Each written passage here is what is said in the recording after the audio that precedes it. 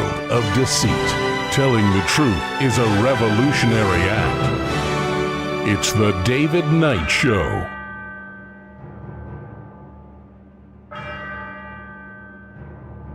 As the clock strikes 13, it's Wednesday, the 11th of March, year of our Lord 2026.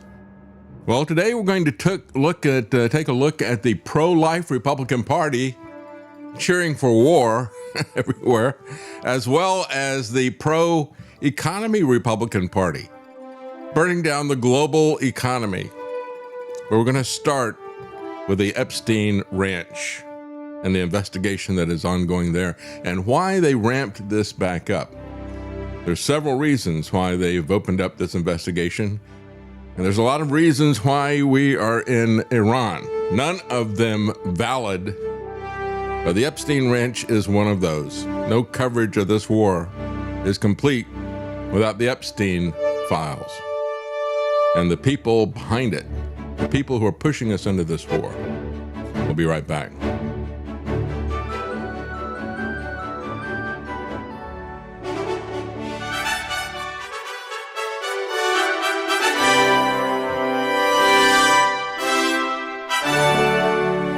You can.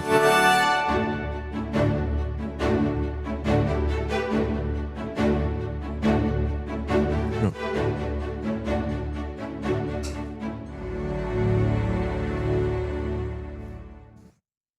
Well, it's described as a house of horrors, but of course it's not a house. It's a vast ranch of about 7,500 acres, several square miles in each direction. It's now being searched, actually, because of what was in the Epstein files, what was learned in the Epstein files. The state of New Mexico legislature was so outraged at the conduct of the federal government that they allocated millions of dollars for an investigation in a bipartisan move.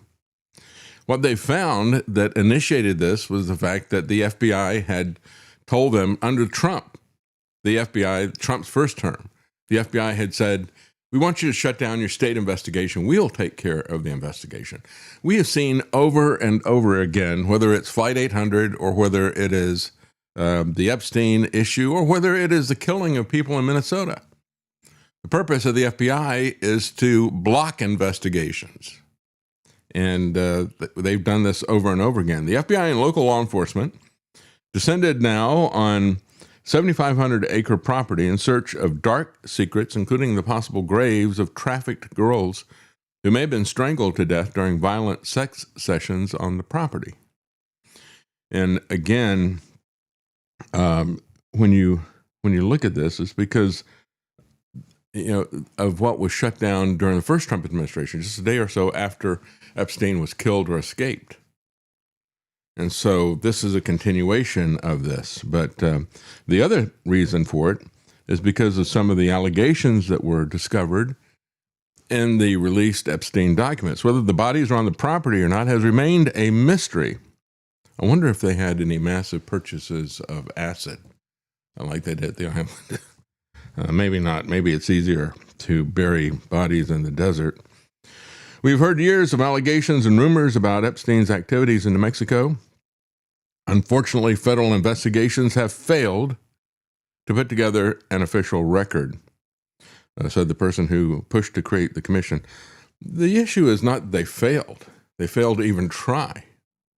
Their try was to block the investigation. Everyone is focusing on Epstein Island, says Zero Hedge, but there is much more dirt at the Zorro Ranch.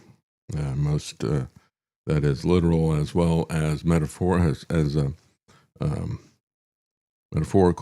The Epstein files email references a woman who claimed that Epstein offered her money to birth babies for black market use. Now, what would you do with babies on the black market? Well, we pretty much know, don't we? In another Epstein file, a former staff member of Zorro allegedly claimed that somewhere in the hills outside of Zorro, 2 foreign girls were buried on orders of Jeffrey and Madam G, referring to Ghislaine Maxwell. According to the Daily Mail, witnesses have begun claiming that Epstein may have also used the secluded ranch for disturbing medical procedures tied to his reported interest in eugenics. When you look at the old adage, be careful because you become what you fight in a war, right? Mossad, Israel, Epstein, the CIA, we've become Nazis.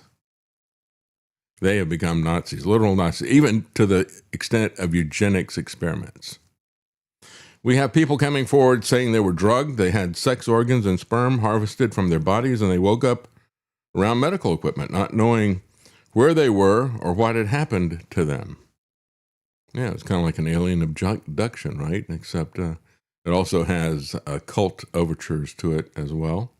In addition to the allegedly strangled women, one of the most disturbing threads around Epstein's New Mexico state involves allegations that they were used for his fascination with human experimentation, particularly eugenics and genetic engineering.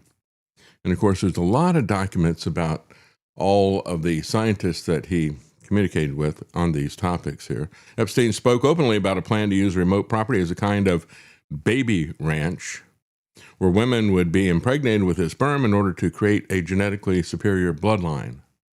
Because, of course, he's chosen, right?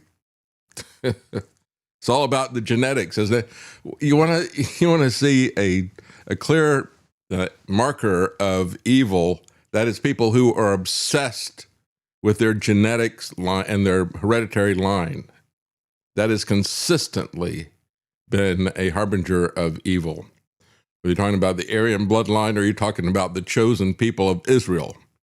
That is always a part of it, folks. Epstein had a long-standing interest in transhumanism as well.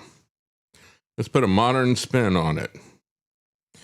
So in another document from the Epstein dump, a victim writes a coded diary where she describes being a human incubator, forced to give birth to a child that was then taken from her. Taken for what purpose? Child sacrifice? Child molestation? What is the purpose of this stuff? And a very sad piece that they took of what she wrote in her diary. She said, he makes her feel my bump, and it is sad and confusing. A superior gene pool? What the heck? To put it mildly here. It makes no sense. Why my hair color and my eye color? This feels very Nazi-like. But in thinking about these stupid, insane theories, it makes my mind, in my mind, it makes sense. She said the piano and the comments that are made to convince me this is right, offering to calm me down, she said, I don't think it works that way. It's making me hate playing piano altogether. As Epstein played piano, he had one in his temple on the island. Piano, viola, I'm starting to resent both of them. I miss the person I was before I was made into what feels like a human incubator, she said. It's so dark, so perplexing, and I know that if you mention this to someone, it sounds very conspiratorial. Well, the bottom line is, folks, there's more than one person involved in this, right? Even if it were only Jeffrey Epstein and Ghislaine Maxwell, that's still a conspiracy. That's two people involved in committing crimes. It is a conspiracy. Let's not let the FBI weaponize that term as well. They weaponize that because they're trying to hide what happened with the JFK assassination. And it's not a theory either. Epstein and these people really did this. So it's not a theory. It is a conspiracy.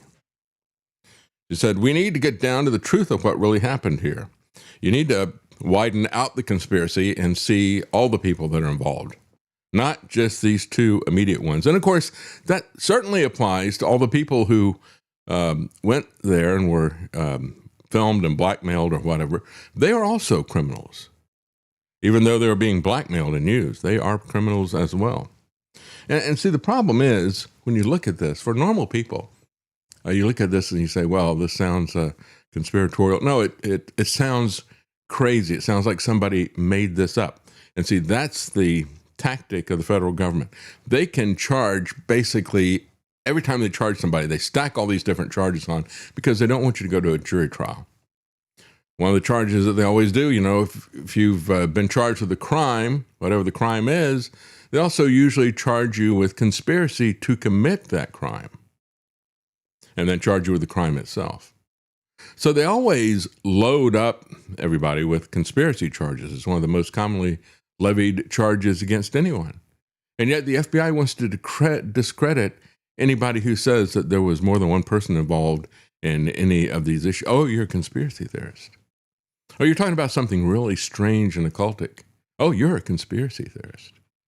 See, the FBI has been able to weaponize that term against people in terms of criminal charges, and yet at the same time, thoroughly discredit it. It shouldn't be discredited. The problem is, when normal people look at this, I give the example of Ted Bundy, a guy who was very bright, very good looking, apparently, very charming, a serial rapist and murderer. And women just couldn't get that in their head. I mean, they're normal. They can't imagine that there's somebody like Ted Bundy out there. And that's what makes us vulnerable to people like Ted Bundy and Jeffrey Epstein and Donald Trump. Because you just can't imagine what monsters they are. We always underestimate their immorality. And we always underestimate their technology. Or as George W. Bush would say, we misunderestimate it. I've used that kind of laughing at George W. Bush so many times that I'm always tempted to say misunderestimation when I say that. But when we project our normality onto these psychopaths like Epstein and Trump, we do ourselves a disjustice, an injustice. It spans about 13 square miles of high desert. Includes a massive luxury hacienda, guest lodges, staff dwellings, horse stables, a private airstrip, hangar, and helipad. He owned the ranch until his death or escape. After his death or escape, the ranch was listed for sale for $27.5 million in 2021 before the price was reduced to $18. It was eventually sold to a corporation that says they're going to turn it into a Christian retreat. Yeah. Like I said before, we better do an exorcism. All I'm saying is I'm not superstitious. I don't believe, there's anything necessarily there or whatever now that he's gone. I still wouldn't stay at the Jeffrey Epstein ranch dedicated to abducting women, Just kind of, especially as a Christian retreat, How do you focus on that's constantly in the back of your mind? There's got to be someplace else, Yeah. Did you just get like a really steep discount because of all the rapes and murders, Well, they did get a pretty good discount. It went from 27 to 18, but it was bought by the family of Texas real estate developer Don Huffines, who's actually running for office in Texas, and a lot of people have criticized him for buying this. What's your connection with Jeffrey Epstein? Well, the family and the corporation has opened this up to investigators, given them access to go looking for the bodies if they can find them in this vast, 13 square mile area. So prominent guests have been people like Prince Andrew, Bill Clinton. But of course, Bill Clinton, many unverified claims by contractors and journalists that Bill Clinton visited it, but he denied being there during his deposition before Congress. So you can take that to the bank. We always know that Bill Clinton never lies, right? He's just like Donald Trump. If he says he wasn't there, he probably was there. So you go exactly the opposite of what they have to say. Accuser Maria Farmer said that she and her younger sister, Annie, were brought to the Zorro Ranch in 1996 under the pretense of working on an art project. She's alleged that she was sexually assaulted by Epstein and Maxwell, who was convicted in 2021 of child sex trafficking. When she was 15, she was flown to the ranch. Since plans for the Truth Commission were announced, lawmakers have received between 25 and 30 tips from people claiming to have information about the activities at the ranch. We have this massive international story in New Mexico. All these potential conspiracies. Again, this is the person who put this together. Get a different vocabulary here. All these potential crimes. Horrible things that have happened, she said. And right there, right here. We don't know what is fact from fiction, but we owe it to the people of our state to sort through these threads of information and to get out answers. That's right. And this is something that Trump has worked very hard and successfully to get this off of the headlines. But it is the epicenter of all this. As a matter of fact, when I watched that interview of an Iranian official, actually doesn't have an official office, but he is an advisor to them and very, very much a cheerleader for that country and that regime that's there. He kept referring to the the people that they were fighting as the Trump Epstein group, right? They did not miss the implications of that it's a bunch of perverted pedos that have taken over our government. And that's one of the reasons why we're seeing this type of thing. So what is happening with Iran? What are the chances that this is going to be over pretty soon? You know, it's very interesting. We're going to have Gerald Celente joining us in the next hour. And of course, I'm sure he's got a lot to say about this. He's been talking about this for a very long time. And all the things that he warned about that would happen in terms of setting the Middle East on fire and all the rest of this, what's going to happen with the oil, that's all happening at this point in time. But there's a lot of people that were looking at trends, a lot of people that were looking at how the U.S. fought wars and how the U.S. lost wars. And a lot of these people were in Iran. And so they made plans for how this war was going to be fought. I thought it's really amazing that you had the oil markets were moved internationally on a false social media post by the Secretary of Energy here in the United States. He wrongfully posted that a tanker was escorted by the U.S. Navy through the Strait of Hormuz. That did not happen. And the Trump administration pushed back on that, made him take down that tweet. It did not happen. And even though immediately after he put that out, it moved the markets and the price of oil dropped significantly, both here in the U.S. as well as in Europe. But even though people heard that that was not true, they wanted to believe it. They want to believe Trump when he says that this war is close to an end. I don't think any of that is true. And here's why. This is an interesting article from Al Jazeera about the fourth successor, Iran's plan for a long war with the U.S. and Israel. They understand that our Achilles heel is an asymmetric war of attrition. They've seen this work over and over again. Whether you're talking about Vietnam or Iraq or Afghanistan, this works consistently. Asymmetric wars of attrition. They've learned and so that they planned accordingly. Yes. They've learned that you don't have to beat the U.S. military. You have to outlast the American people. That's right. You just have to survive long enough that the American people grow tired of the war. That's right. Especially because we went into this war tired of the talk about Iran and all the rest of this stuff. And he went into this war without approval of the American people. First time that this has happened. He did not get the approval. That's why I said, when we looked at the kicking off of the timing of the war, and you had a couple of the AI, this Jerusalem Post asked 4 large language models what they thought the date would be. And Grok came out with the exact date, and some others were close to that. But I said, well, my only concern about that is usually I would think that they would have a false flag first in order to generate consensus for the war. Doesn't mean they won't still do a false flag to try to build a consensus after the fact. But they did not do the false flag first. That's one of the things that Gerald Celente thought as well, that they would do a false flag. I still think that they will do that with the flagging support that they have.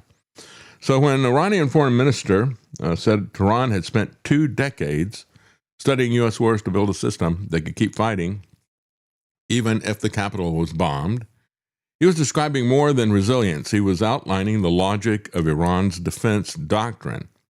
At the center of that doctrine is what Iranian military thinkers call the decentralized mosaic defense, a concept that's built on one core assumption, that in any war with the United States or Israel, Iran may lose senior commanders, key facilities, communications networks, even centralized control. but must still be able to keep fighting. The priority is not simply defending Tehran or even protecting the supreme leadership itself. It is preserving decision-making, keeping combat units operational, and preventing the war from ending. So they are focused on the long war. Iran's military was not built for a short war, it was built for a long one. The Mosaic defense idea is to organize the state's defensive structure into multiple regional and semi-independent layers instead of concentrating power in a single command chain that could be paralyzed by a decapitation strike. We have gone in just the opposite direction. We want the most centralized, complex chain of command that we can possibly have. So you have our government continues to centralize things, even with the computers that they use. Centralizing all the data onto the JEDI approach that they set up. And in terms of putting in artificial intelligence, and just look at the radar, for example, right? The radar that runs the Patriot and THAAD systems, they were distributed radar systems, but it was all part of one system. And to make it even worse, it was distributed all these different areas. And so the Iranians attacked those radar installations. And it makes it a lot more difficult. But of course, it serves the interests of politicians and of the corporations that run the military-industrial complex. They want that kind of centralization. They want a monopoly of making weapons for the Pentagon because it's very, very lucrative. And of course, the people in Washington, everything about that is driven by a desire to centralize things. How many people do I have under my command? And everything is in America, and this is our great underlying disease politically, and that is the centralized structure. And Trump has done more than anybody else to centralize that and to say, I can do anything I want. You try to stop me afterwards, but I'm going to go ahead and do whatever I wish. I don't care what the law says. And of course, War Pete is the same way. He doesn't care what the Constitution says. He doesn't care what the law says. He doesn't care what the Pentagon rules say. He doesn't care what the Geneva Convention says. There are no rules for these people. They will do whatever they want. If you got rules, hey, that's woke. No, you jerk. That's to protect your own soldiers as well as human life. Anyway, if senior leaders are killed, the chain of command does not collapse. If communications are severed, local units still retain the authority and the capacity to act. This doctrine has two central aims: to make Iran's command system difficult to dismantle by force, and to make the battlefield itself harder to resolve quickly by turning Iran into a layered arena of regular defense, irregular warfare, local mobilization, and long-term attrition. And so, again, they know what the Pentagon's proven weakness is: asymmetric war and attrition. Iranian military thinking does not treat war primarily as a contest of firepower. It treats it as a test of endurance. So Iran's shift followed the U.S. invasion of Afghanistan in 2001 and Iraq in 2003. The rapid collapse of Saddam Hussein's regime appears to have left a deep mark on Iranian strategic thinking. Tehran saw what a highly centralized state looked like when confronted with overwhelming American military power. The command structure was struck, the system fragmented, and the regime fell very quickly. So it moved toward diffusion. Rather than assuming that it could match U.S. or Israeli conventional superiority, it focused on surviving it. Basically, this is what the strategy was that worked in the American Revolution. They went into a guerrilla war. Iran's doctrine assumes that any invading or attacking force will have far superior conventional technology, air power, and intelligence capabilities. The answer in Iranian thinking is not symmetrical confrontation. It is to disrupt the enemy's advantages, prolong the conflict, raise the cost of continuing it. It assigns a different role to different institutions. The regular army, for example, is expected to absorb the first blow. Its armored, mechanized, and infantry formations serve as the initial line of defense, tasked with slowing enemy advances and stabilizing the front. Air defense units, using concealment, deception, and dispersal, try to blunt enemy air superiority as much as possible. And then the IRGC and the Basij, I guess is how you pronounce it, BASIJ, then take on a deeper role in the next stage of conflict. Their task is to turn the war into attrition through decentralized operations, ambushes, local resistance, disruption of supply lines, flexible operations across varied terrain, including urban centers, mountains, and remote regions. This is why it'd be such an incredible disaster. Not to say Trump won't do it, not that Hegseth would be deterred from it, but it would be an incredible disaster to put boots on the ground. But you're not going to achieve regime change unless you do. You can't achieve regime change by bombing from the air. Maybe the strategy is to try to do Gaza all over again, just turn the place into rubble. But again, I don't think that's going to work either. So this BASIJ group, Basij, becomes especially important with this, originally founded by the Ayatollah. After 2007, its units were folded into provincial command system, and they were given the battlefield conditions and kind of a semi-autonomous ability to operate. Local autonomy is central to the doctrine. It means the war can continue from below, even if leadership from above is degraded or decapitated. Beyond the land battle, naval forces play their part through anti-access tactics in the Gulf and around the Strait of Hormuz, as we're seeing now. Their mission is to make free movement dangerous and costly through fast attack craft, mines, anti-ship missiles, and the threat of disruption in one of the world's most sensitive energy corridors. And by the way, the threat of disruption is not simply oil being able to transit the Strait of Hormuz. Threat of disruption can also be to destroy the means of production, to set the oil fields on fire. This is a part of the strategy, the wider strategy. Missile forces aimed at imposing costs on enemy infrastructure and military targets. Then comes Iran's wider regional network, the allied armed groups and partner forces across the Middle East, whose role is to widen the battlefield and ensure that any war with Iran does not remain confined to Iranian territory. And so time is of the essence. But so is the economic matters. A Shahed drone, for example, the Iranian drone, is widely estimated to cost tens of thousands of dollars to manufacture. Intercepting it can cost vastly more. And so the asymmetry matters because it turns time into a strategic weapon, and it turns the money into a strategic weapon.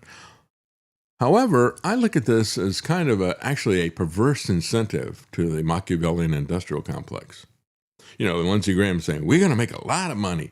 And I don't think he was just talking about oil fields, because they're setting the oil fields on fire now. At first, Lindsey and Trump were rebuking Israel for blowing up the Iranian oil fields. Hey, this is going to end at some point. We need that money, right? But now they're joining in on that. However, there's a lot of money to be made in terms of replacing the missiles and bombs that they're using all the time. And so when you look at this as part of the asymmetric warfare, one side can produce low-cost weapons in large quantities while forcing its opponent to spend far more to defend against them. Well, actually, the military-industrial complex and people like Lindsey Graham, bought by them, like that. They like that. So that's actually an incentive for them. The problem is for the American people, because at some point in time, this whole infinite credit card nonsense of the fiat dollar is going to bust. And that's a key issue with all this. Just keep putting it on the credit card. So the Iranian military doctrine is built around the possibility that the stronger side may eventually find the price of the continued escalation too high. I think it's already too high. Too high in terms of money, in terms of lives lost. Iran's doctrine didn't emerge in an intellectual vacuum. It overlaps with what Mao did against the Japanese occupation, and it was very effective. These guerrilla wars have always been very effective. I mean, you can even look at what happened with the Boer War against the British Empire. That's where the term, I think, guerrilla warfare began. Iran's doctrine is not a copy of Mao's model, but it shares the same central premise that it's not decided only by relative military capability at the outset. It is also shaped by time, endurance, adaptability, and the ability to survive the opening shock. And so then you get, what is the fourth successor? Well, that's just one example of how they have planned to take a hit, a decapitation strike. That's why Trump boasting about killing the leader of Iran and now he's going to have regime change is just foolishness. They had set up a chain of 4 different successors. And of course, the U.S. does this to an extent. Whenever they have a joint session of Congress where they got the president and they've got the House and the Senate, even the Supreme Court, and all the rest of the stuff, and the cabinet members are all there. If that building were to get hit, they have the designated survivor, I think is what they call it. There was actually a TV series about that, I think. They take somebody that is part of the Congress or something like that, or the administration. They have one person who is out there to take over in case the building gets hit. And so they've got this 4 levels deep. They're planning on a very long fight. And so all the boasting from War Pete and Trump, all the talk about how, this is nearly over. What are you going to tell people was your strategy of victory here? And of course, since he never did have this debate, and he never told anybody what the plan was, what the goal was with any of this stuff, then they can declare victory, and who knows if it's true or not. It's just like what he did with the strike against the nuclear facilities. He said, we completely decimated it. And then he says, now we got to go back and do it again because they rebuilt it in that short period of time. Well, then you didn't completely decimate it, did you? So the Iranian Supreme National Security Council has told Trump to watch himself or to be eliminated. So they're not intimidated by what he's doing. They're actually threatening him. So they said, we're definitely not looking for a ceasefire. We believe the aggressor should be punched in the mouth so that he learns a lesson, so that he'll never think of attacking our beloved Iran again.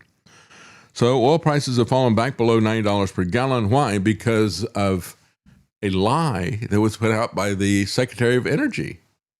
And they continued to drop the price even after it was taken down and shown to be a lie, because Wall Street is not based on reality, folks. It's based on what they want to see happen. And many times, things that will move the market will go up when bad things happen for you and I, Main Street. Wall Street will go up and vice versa.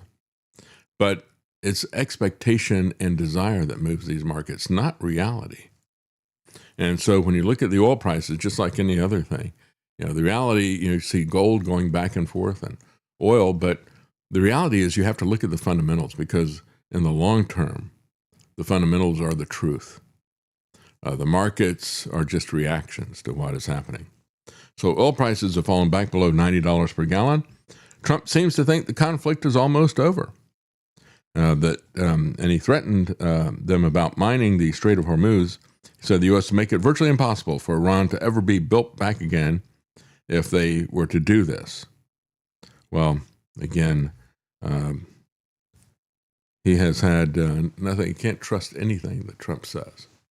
He's shown treachery as a political candidate in the United States. He's shown treachery as a president.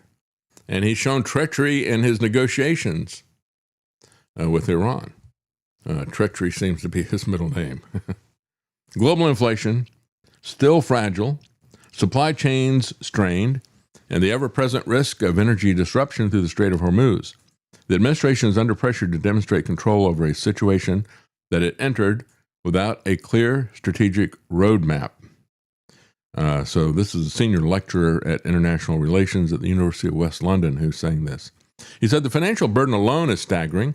Modern U.S. military operations can cost hundreds of millions of dollars per day. As a matter of fact, it was like $5.5 billion the first 2 days.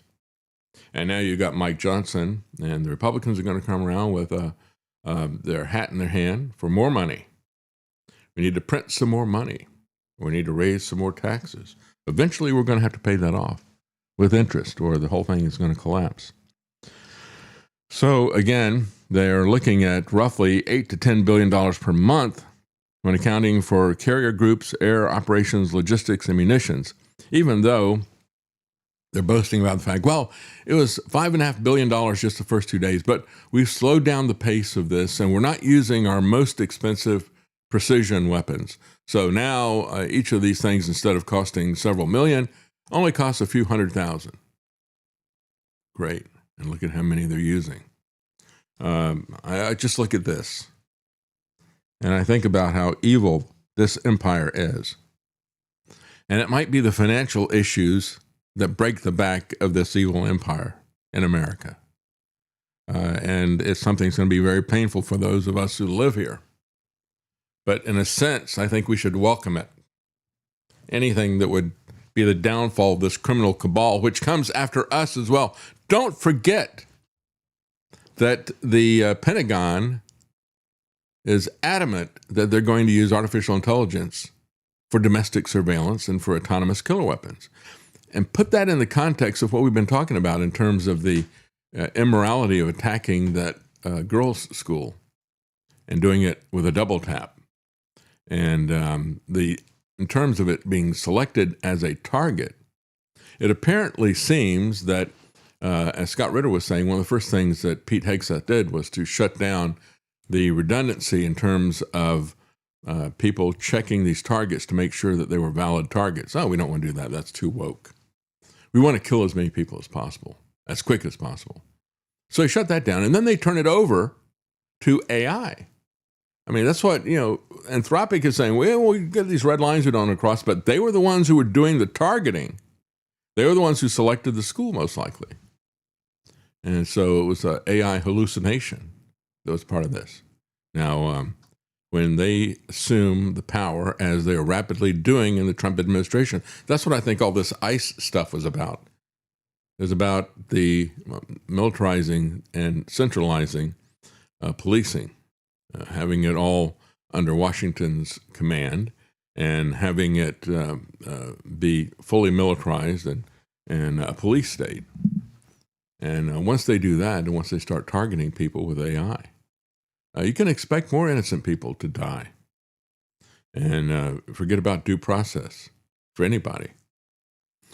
So another commenter from the University of London said, many Iranians feared from the beginning this war would devastate the country without producing any meaningful political change. Yes, so I said that if they wanted regime change, the best thing that the Trump administration could have done was just leave things alone. They had massive riots that were happening there.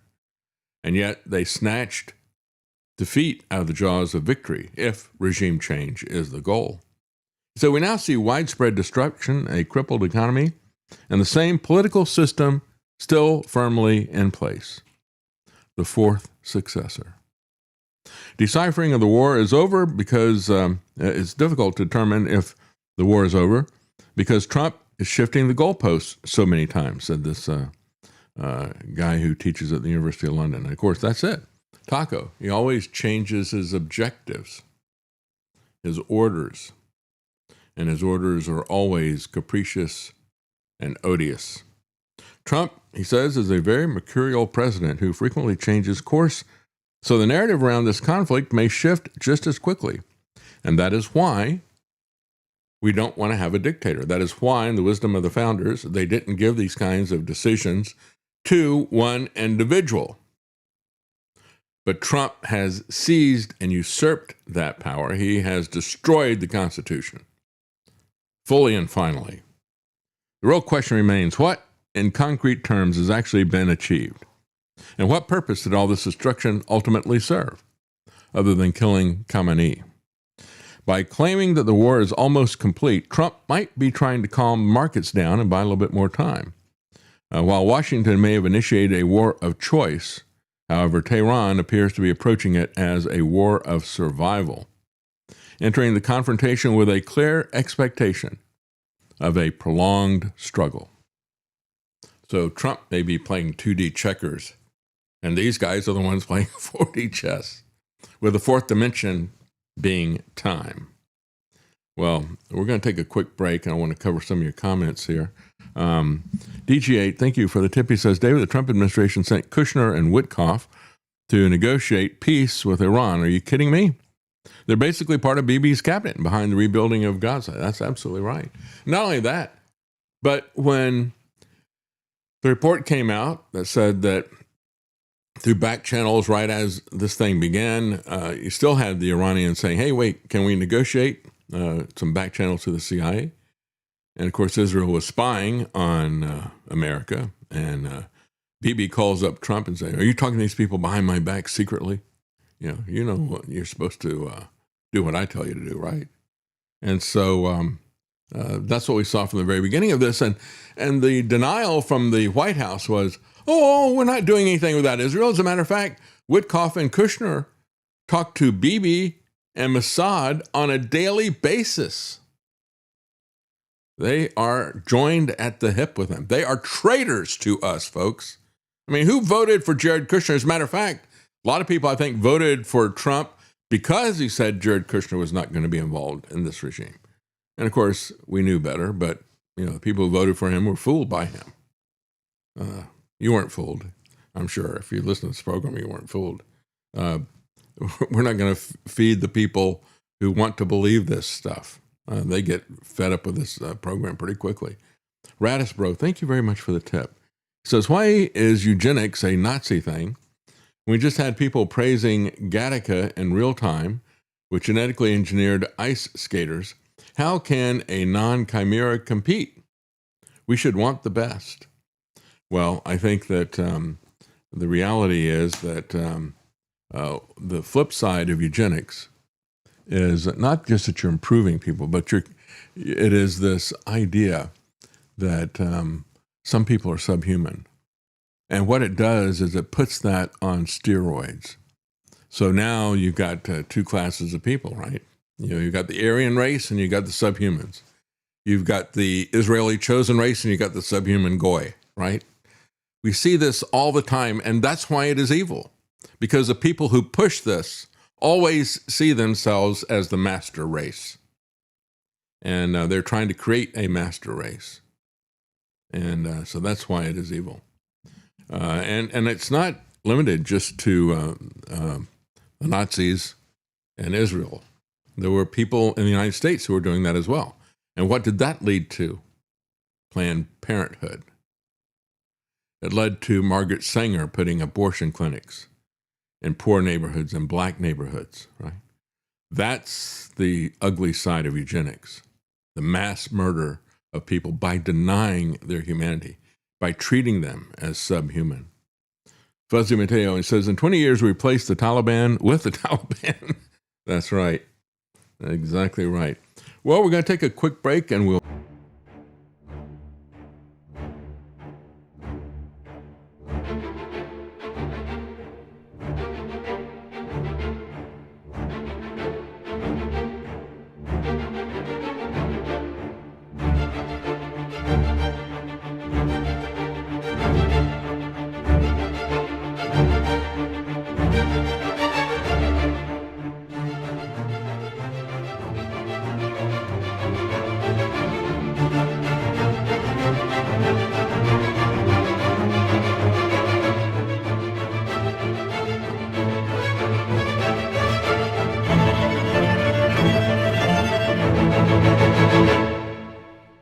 You're listening to The David Knight Show.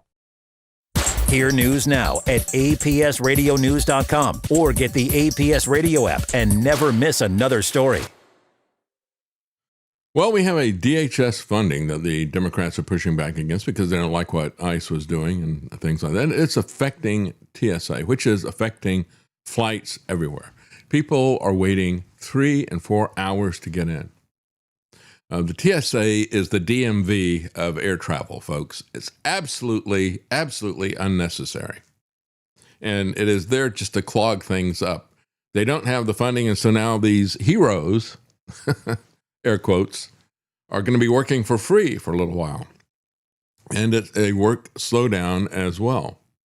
And I'm just reminding you that when they first started doing these naked body scanners and pat downs and things like that. The first time we came up to Thanksgiving, there was an opt-out and movement to opt out of all this stuff. And they were going to do it on Thanksgiving to clog the system. And at that point in time, on the busiest travel day of the year, the TSA, in order to shut down that protest, just opened up and let everybody walk through without any scans. And because it was building, there was a lot of resentment at that point in time, so they just placated. They're not doing that now, however.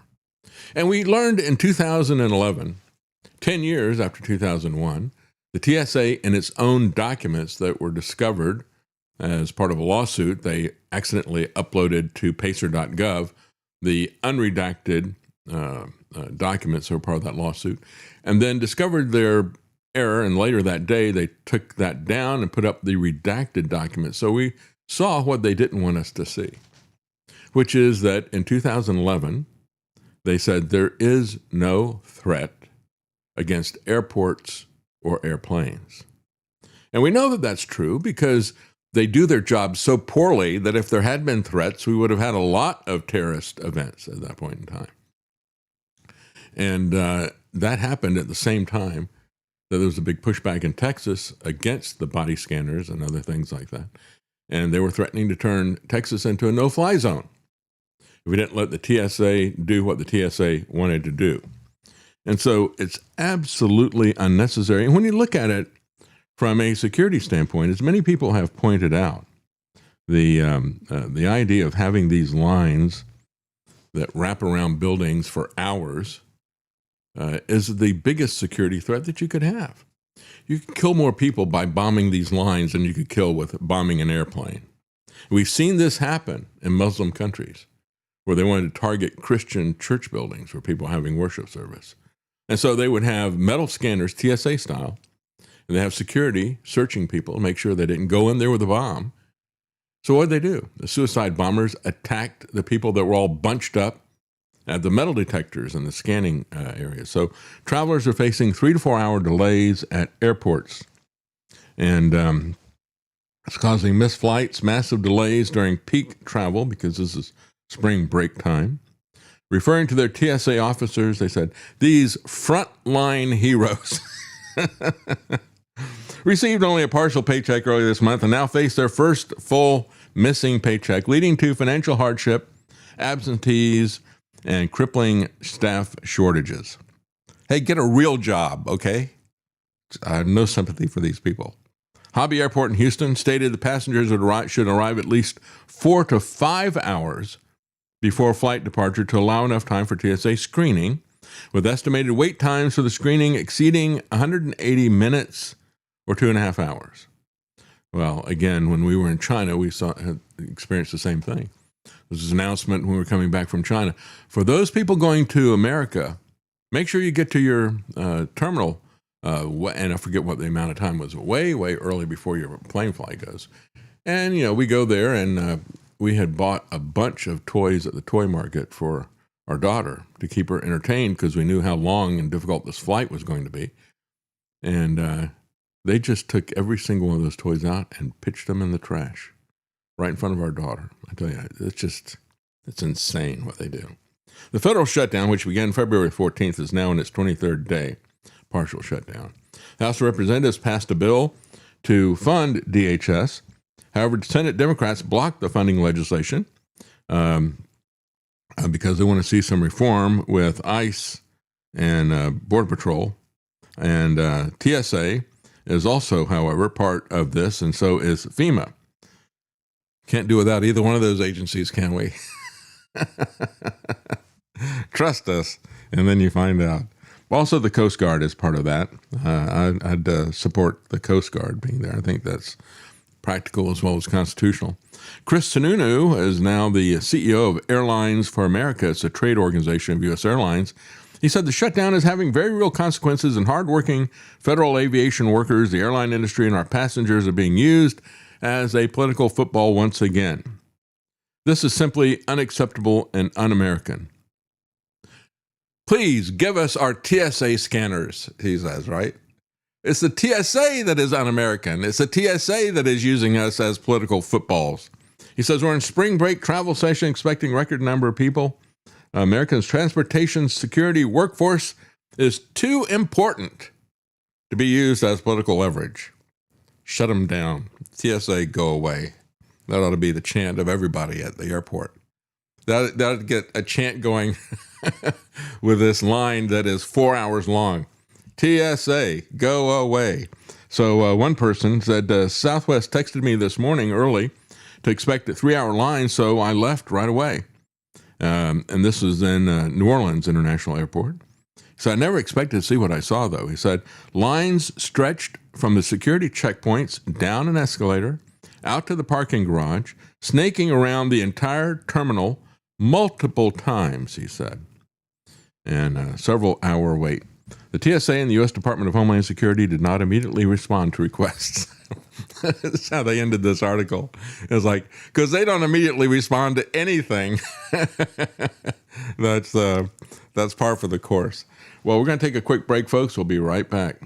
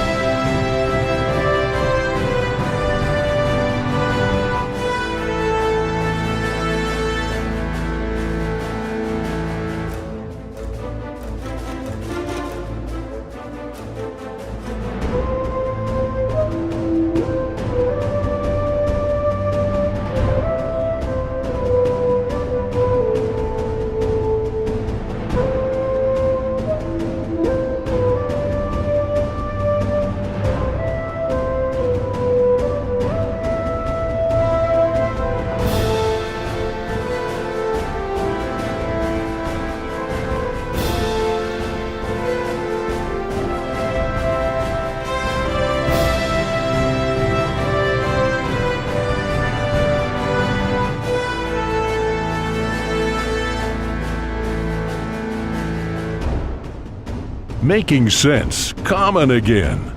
You're listening to The David Knight Show. Tell Alexa to add the APS radio skill and have access to the best channels anywhere. From country to blues, classic hits to news, APS Radio curates incredibly diverse playlists for you to enjoy. Get details at apsradio.com. Well, as I said before, it's very interesting that even though the Trump administration's tweets about, well, the war is almost over. Meanwhile, you got Pete Hegseth say, no, we're just getting started. We got a lot more people to kill. Even as this kind of stuff is happening, even as they pull back the false statements about escorting ships through the Strait of Hormuz, the market still continues to go down. It went down like about the oil price went down about 10%. I think it was 9% in the U.S. and 11% abroad. But there's other things involved in this as well. We'll be talking to Gerald Celente in just a few minutes. BlackRock, for example, we talked about that. A lot of people want to get their money out of their fund, and they wouldn't let everybody take their money out. And you're seeing a lot of these funds are losing money very, very rapidly. They typically will go up anywhere from 0.5%. It's considered to be pretty good. To go up 0.5% or 1% over a couple of months. A lot of these same funds that were touting their performance of going up 0.5% or 1% over a couple of months, first 2 months of the year, dropped immediately 3.5%. So when you look at what is happening with this, it is having a big effect economically. And just as I pointed out in that article from Jeffrey Tucker, he said, when you look at the shock to the system that Trump's lockdown and COVID nonsense was back in 2020, we still haven't recovered from that. So many businesses were damaged that they couldn't survive. They might have continued on for a little while as a zombie business, but they're dying or dead now. And a lot of jobs, a lot of small mom and pops, and even a lot of large corporations. And it completely altered the way our society is set up in terms of what Gerald talks about all the time in terms of commercial real estate. People forsaking physical brick and mortar locations for either retail or for office space. And so there's been some massive fundamental changes that keep propagating on. And the same type of thing is going to happen to energy prices, because part of this broader war is not only to block the Strait of Hormuz, but it is also to shut down and damage production of oil and natural gas. And that is something that is very, very vulnerable. And we see it being lit up now everywhere after just a week or so of this stuff. And so they hit Iran, and Iran then starts hitting these other facilities that are out there. And the initial facility that was hit, the large liquid natural gas facility, that was only a partial hit. If they really want to destroy that, they have the capacity to do that.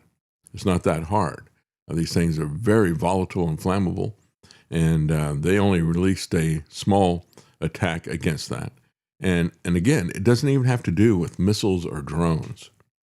It has to do with terrorist attacks and sleeper cells that can do this. So, I mean, if they just go to one of these facilities and start lobbing RPGs into it or something, they probably could achieve the same effect. So if they destroy the capability of these Gulf states, that's what part of this desalinization plants are. They have taken a couple of short shots at a desalinization plant. They haven't completely knocked it out. At a liquid natural gas plant, and haven't completely knocked that out. They've also hit some oil refineries as well as some other aspects of it. But there's also the oil ports. The infrastructure that's there is very, very vulnerable.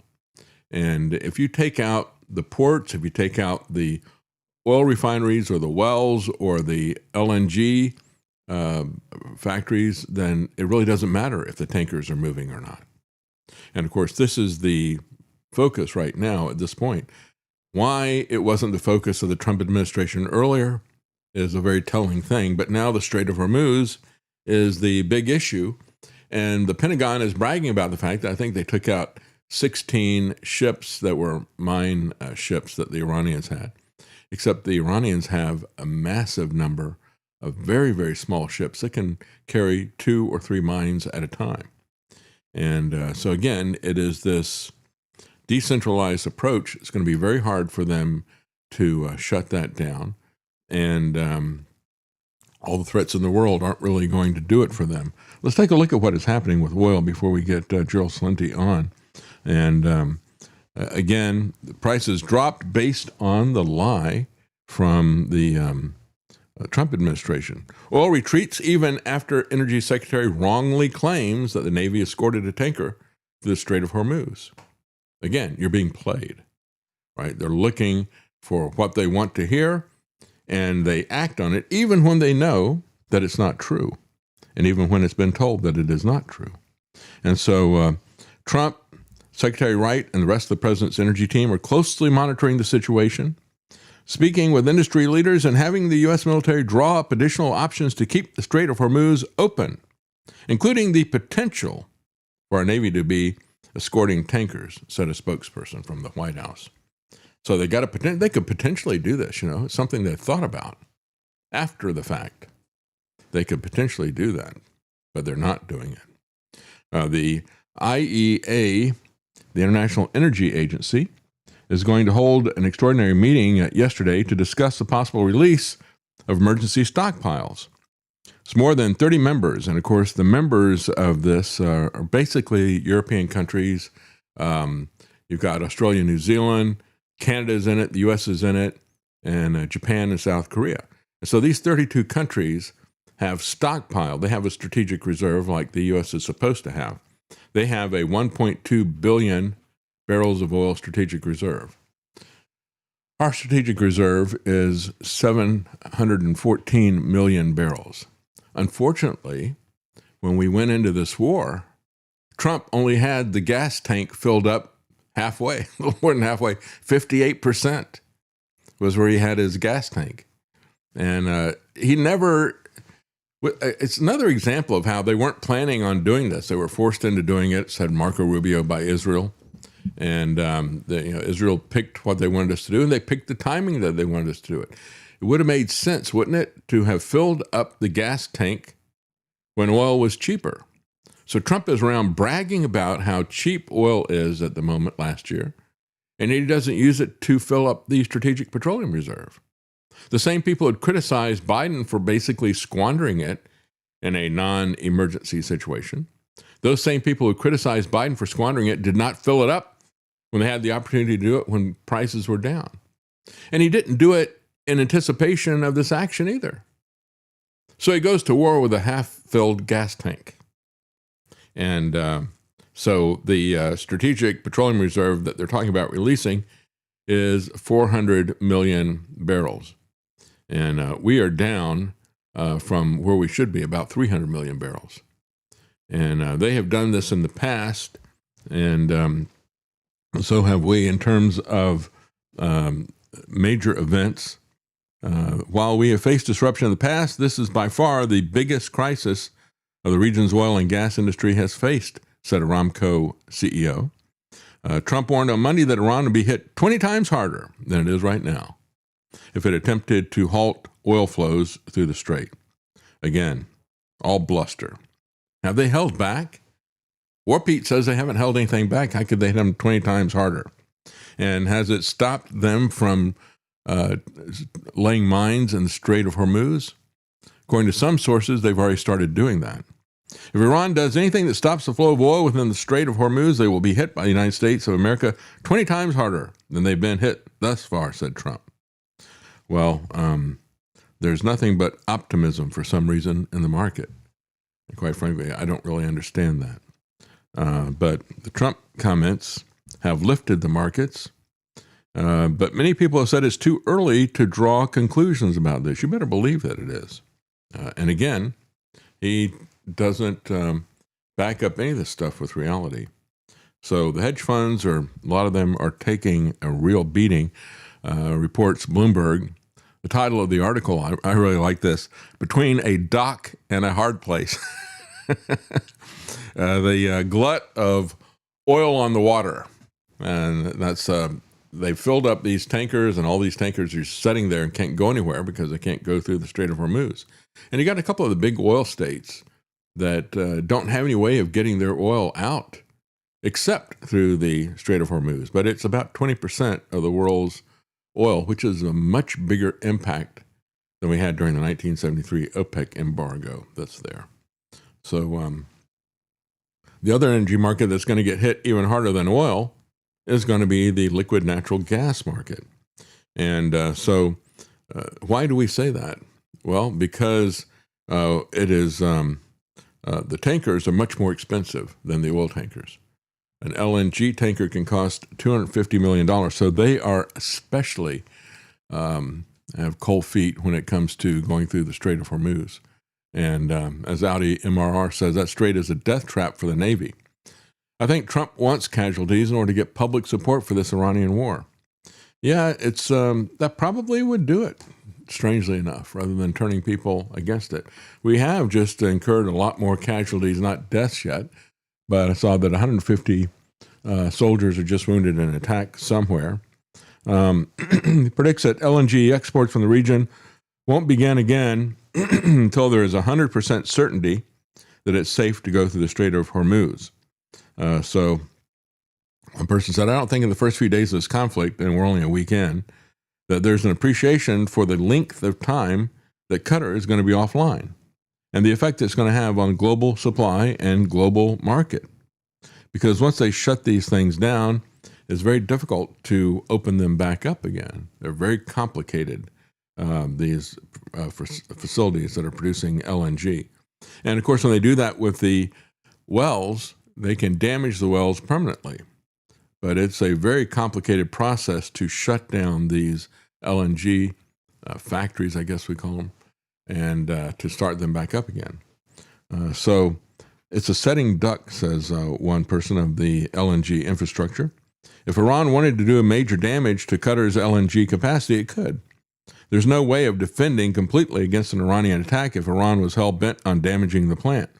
It's not like one node can take out all the Middle East oil production because there's just too many oil fields, and there's too many countries, and there's too many plants and facilities. However, with LNG, it's basically only one facility, a gigantic complex, but it's just one facility, and they've already hit this facility in a minor way. And so that is something that is on the horizon. The U.S. is seeing signs that Iran is preparing to deploy mines in the Strait of Hormuz, and some people have said that it has actually happened already. Steichen 420 said, I just got an email stating that my natural gas bill will go up with an effect of April the 18th. Yeah, that's the thing. Even though we're a major supplier of liquid natural gas, what happens is the same effect that we saw during the OPEC oil embargo. Again, that was targeted toward the United States alone. However, it affects all markets. And so even though at that point in time, the U.S. only had 19% of its oil coming from abroad, when they cut off the oil from OPEC, the U.S. started going to other markets to buy oil. And so when everybody is looking for the LNG, that means the price is going to go up here domestically as well, just because people are competing for limited resources. So it's going to affect us as well. We are not going to be making a lot of money. It'll be Lindsey Graham and his crowd of criminal warmongers that'll be making the money. So the U.S. military has completely destroyed 16 Iranian mine-laying ships in the Strait of Hormuz, says War Pete. However, they have a lot of very small vessels. As CBS News reports, Iran is using smaller crafts that can carry 2 or 3 mines each. Iran's mine stock isn't publicly known, but estimates range from roughly 2,000 to 6,000 naval mines produced largely by Iran, China, and or Russia. So they've been mining them and producing them. And they've got a lot of small ships that can put these out, and they've got a lot of mines that are there. So during the tanker war, which is part of the larger Iran-Iraq war in the 1980s, Iran routinely placed naval mines along the major shipping routes used by oil tankers. As the war continues, major maritime insurers have pulled back. And so again, the gas market is the one that's going to be really, really hit, and that's the one that Europe is really dependent upon. They have moved in a big way to the gas lines, and that's why the Nord Stream 1 and 2 were such a big deal when they were blown up by America. Iran begins laying mines in the Strait of Hormuz, say sources. This is from CNN. Iran still retains upward of 80 to 90% of its small boats and mine layers, one of the sources said. So its forces could easily lay hundreds of mines in the waterway. So again, Donald Trump is very furious about it and shaking his fist and making threats. But it remains to be seen if there's anything that he can really do about it. Do we have Gerald yet? Still working on it, I guess. They've joined, but Gerald is not set down yet. Okay, all right. State of the Strait is what they're saying. The state of the Strait.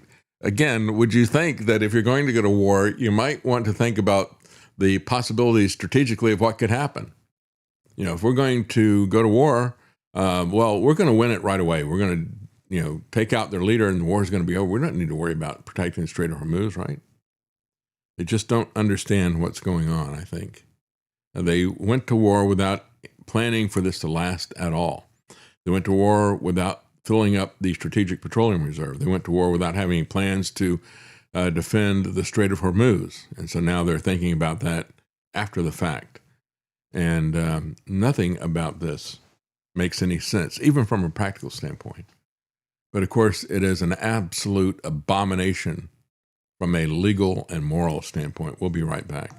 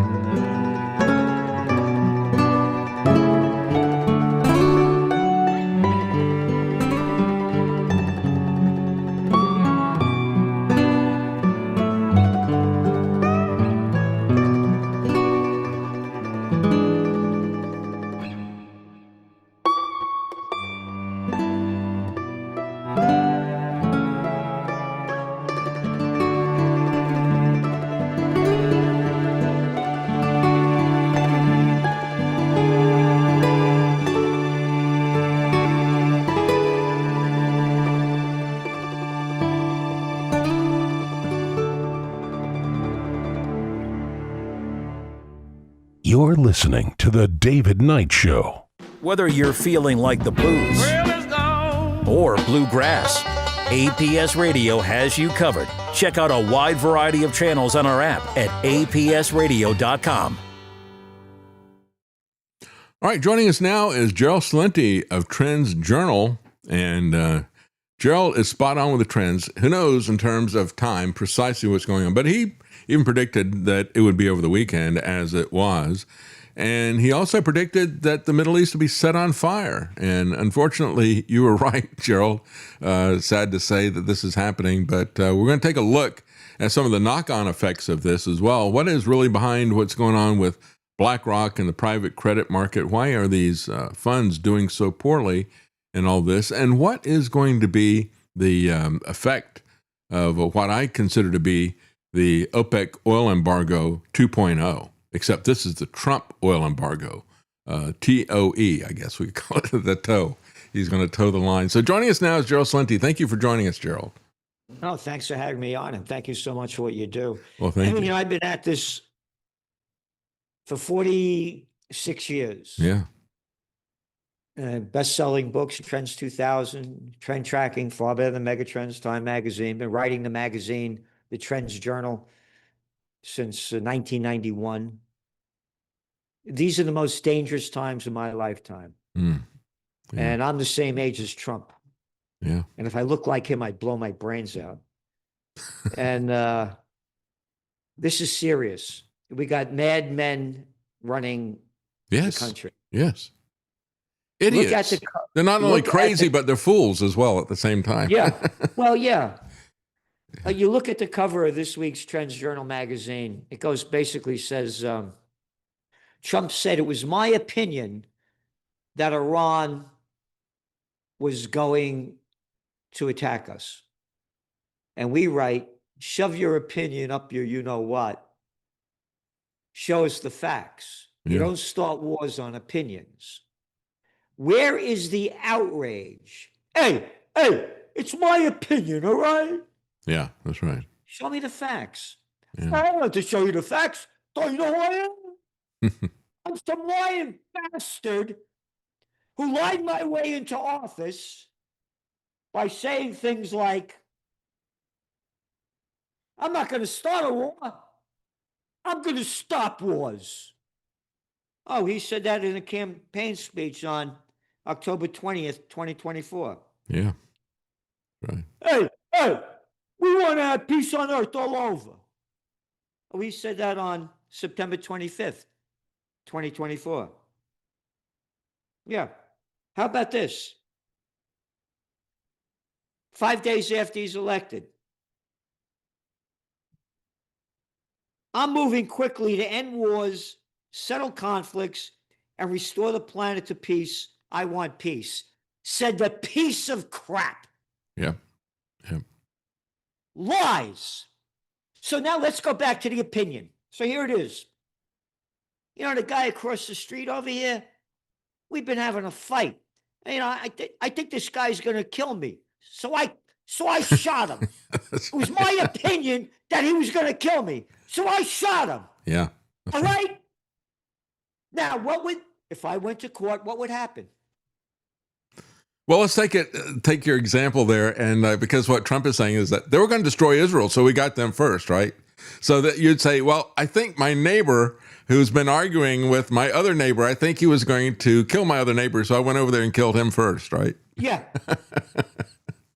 It is Who insane. could get away with this? Yeah. If I killed somebody because I thought they were going to kill me, and I went to court, Your Honor, it was my opinion that he was going to kill me, so I killed him. What would they do to me? Yeah. They'd lock me up. This guy should be locked up. He should be. You know, as you know, I taught close combat for many years, a black belt. You know what you learn in close combat? You only attack the attacker. Yeah. Yeah. Got it? Yeah. You only attack the attacker. That's right. And it's the moral issue of this, too. I'm so disgusted with these people who wear their Christianity on their sleeve like a tattoo, like Hegseth. who's out there talking about how he can kill everybody. He's raining death and destruction down on people. And we're just getting started. If they think they're going to survive, they got another thing coming. He is the aggressor. We are the aggressor in this. We're the bad guys in all of this. There's no question about it. And it's nothing that he's doing is Christian, right? It's like... No. I have to interrupt you. Go to hell. I'm going to read you Hegseth's bullshit that he spewed out yesterday. He's the real Christian. Here's what he said. This is at a press conference. Now the chairman and I are having just returned from Dover last night.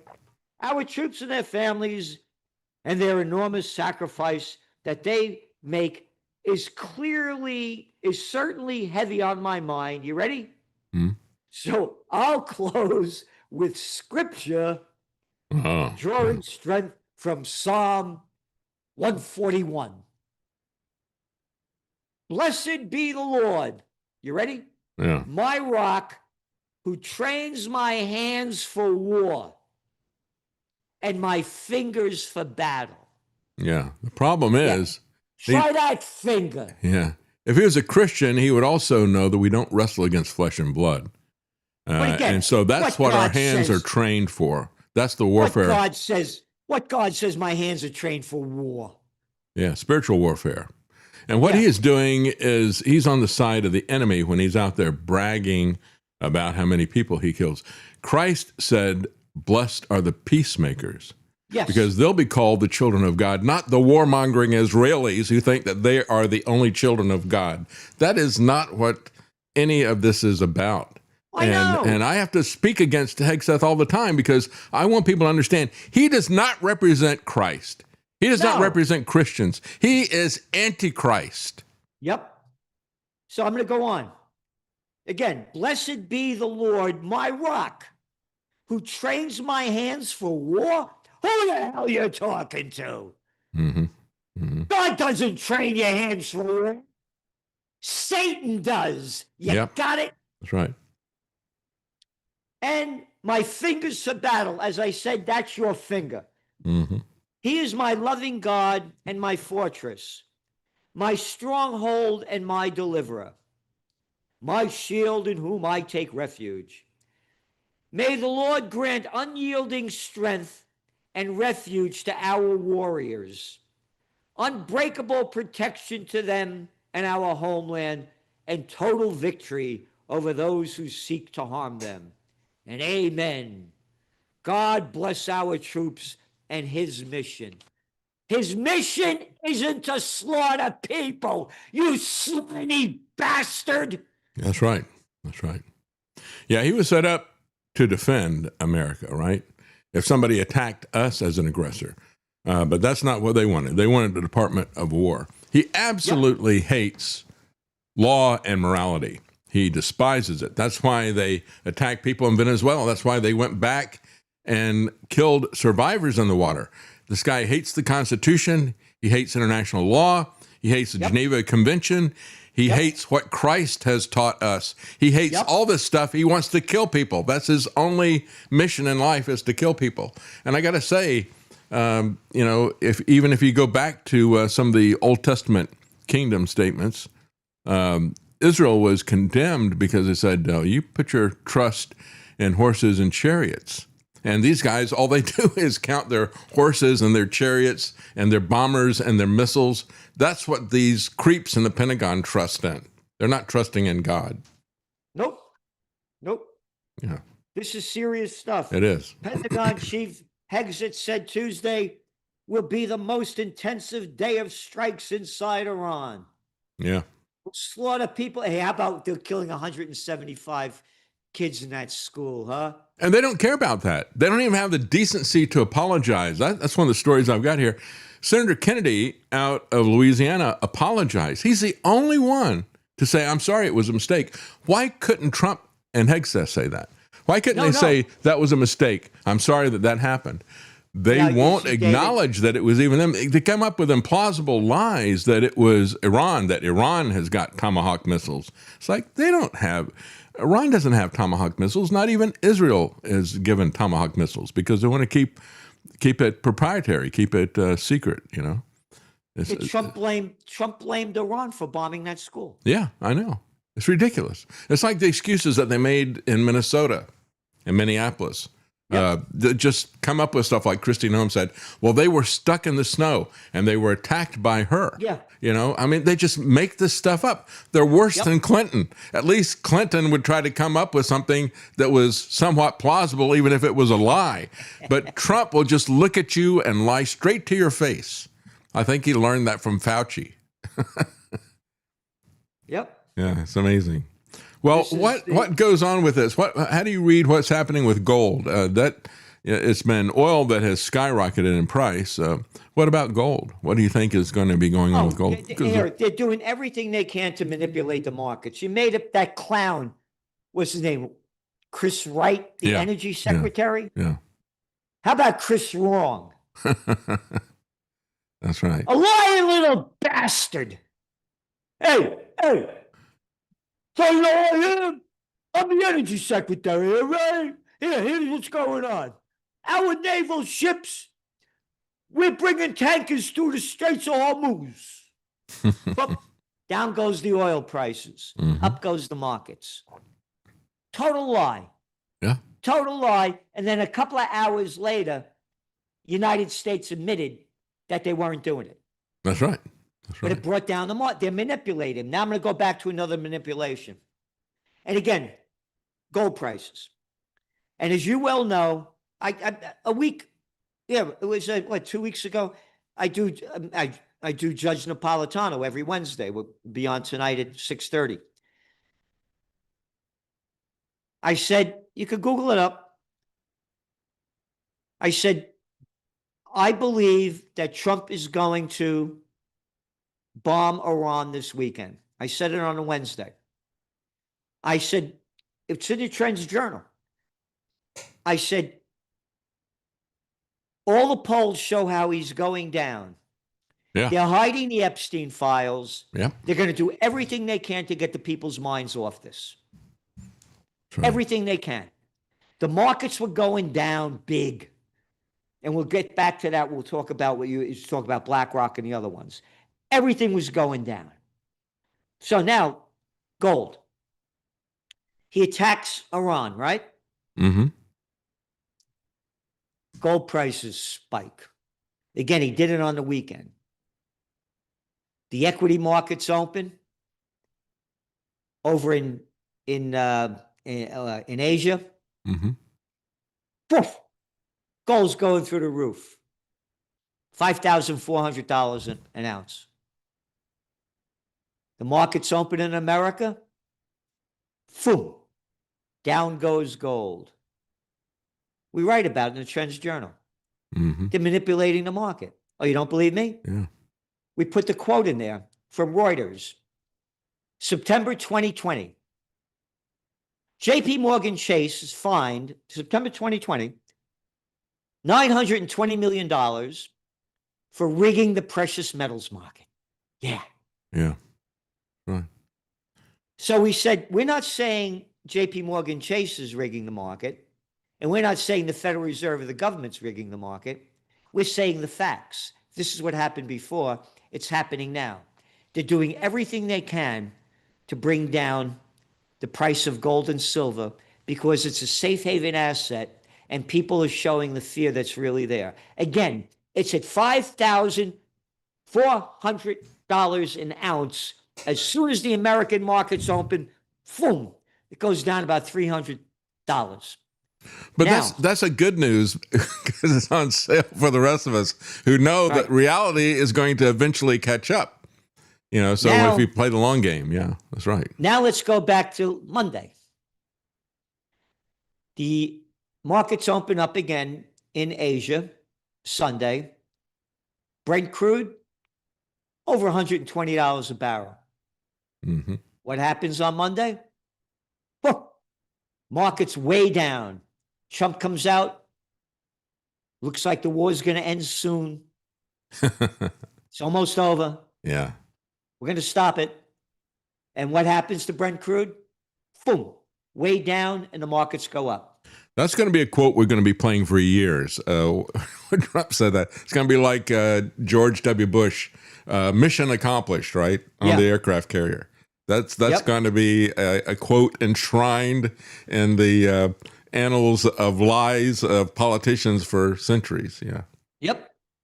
They're manipulating the markets. yeah. A little slime ball right. Lying in front of everybody's eyes. That's right. And it's almost And like the Trump- markets knew that he was lying and still kept pushing it down. So I mean, there's other things that are I'm telling you involved what's with that going as well. on. Yeah. I don't know what's Brent crude now. Do you know?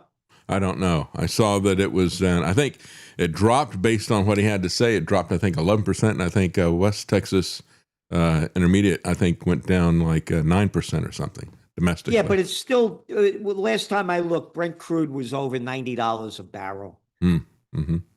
And you're looking at, hey, my State of the Union address, all right? Hey. The average price in most states of a gallon of gas, $2.30. And you know, he's bragging about that, Gerald, but he doesn't fill up his gas tank, the Strategic Petroleum Reserve. Even as he's boasting about cheap oil prices, they don't fill that up. What's the matter with But these again, people, right? When he said that, it wasn't $2.30. It was $2.93, Mm-hmm. Yeah, according to AAA. yeah. Now it's around $3.54 a gallon. Mm-hmm. Mm-hmm. Bragging 2 weeks ago. Sorry. How about you not bragging now that you brought the prices up? I pulled that up because I wanted to show Trump did that to the audience. This is the thing I put up. Remember the sticker, Gerald, of Biden, where he's pointing with his index finger to the. He put it right next to the price on the gas gauge there, on the gas tank.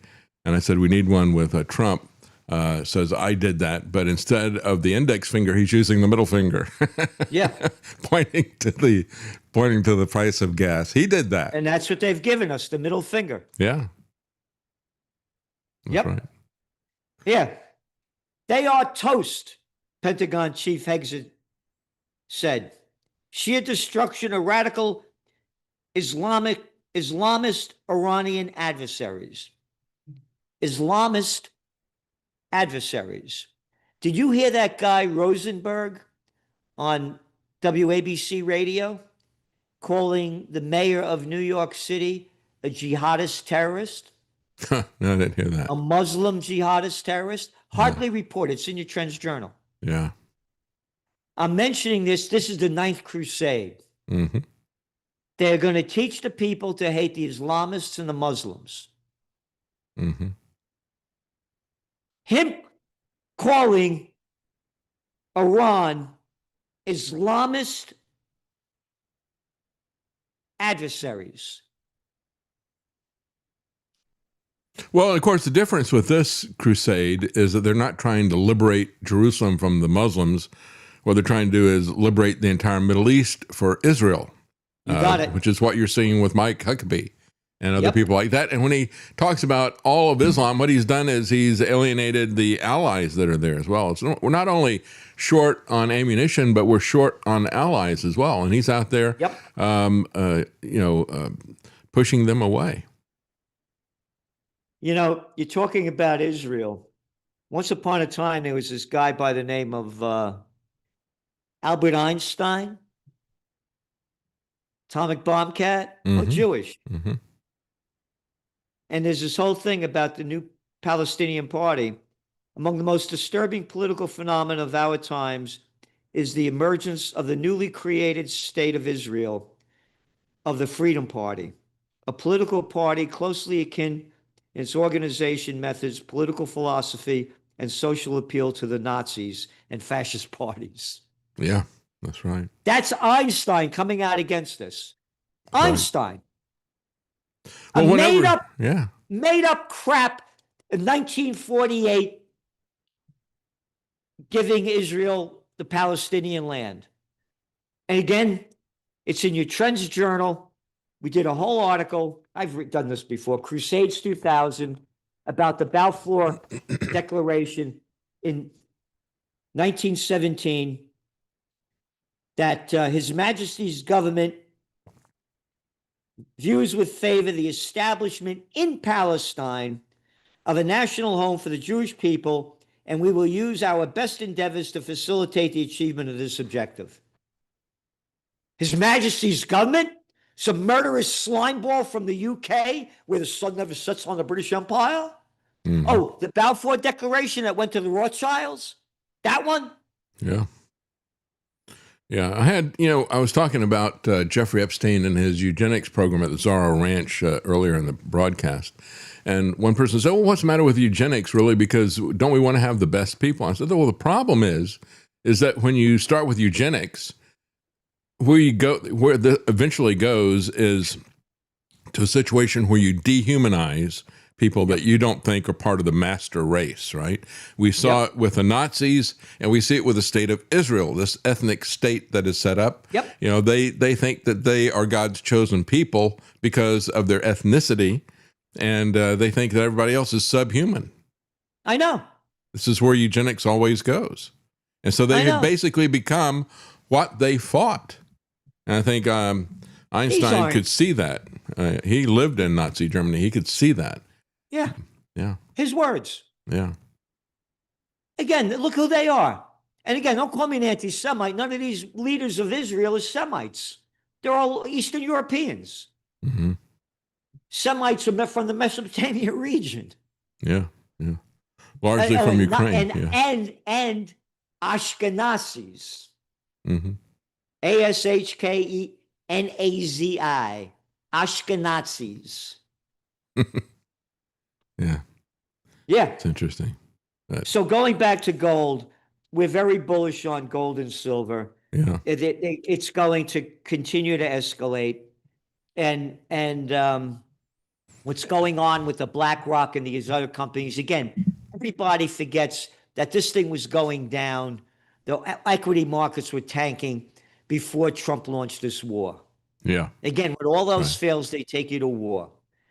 And the reason being is that again, look at your top trends. Oh, by the way, one of them is World War III would become official this year, and the dot-com bust. Mm-hmm. China, when they had a big summit meeting in Asia where the top AI guys and world leaders went to a couple of weeks ago for AI. Mm-hmm. 1.4 billion people in India, 1.4 billion in China. China's investing heavily. Both Asian countries are investing heavily in AI.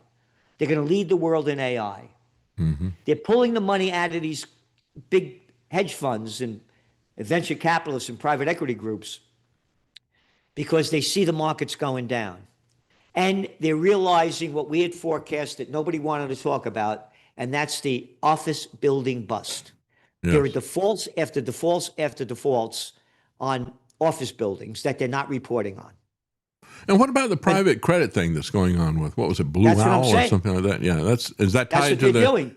They're the pulling the commercial money estate? out, Yeah. but they're saying, yes, real estate's a big part of it, but also the AI, because they're doing away, you don't need these companies anymore, the software companies, et cetera, that they've invested very heavily in. Mm-hmm. AI's taking out these jobs. Mm-hmm. You saw IBM. IBM had its biggest fall since the dot-com bust a couple of weeks ago. IBM. Wow. So these private equity groups have invested in all the rich people invested in these private equity groups and put their money in these things, and now they want the money out.